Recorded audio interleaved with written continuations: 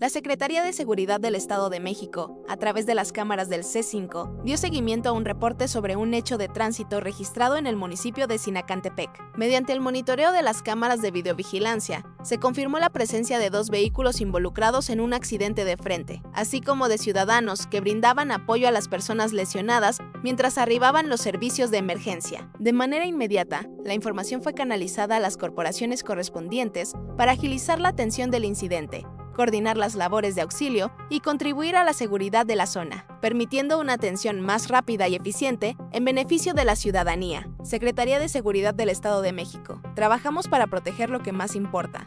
Tu seguridad. C5, Estado de México.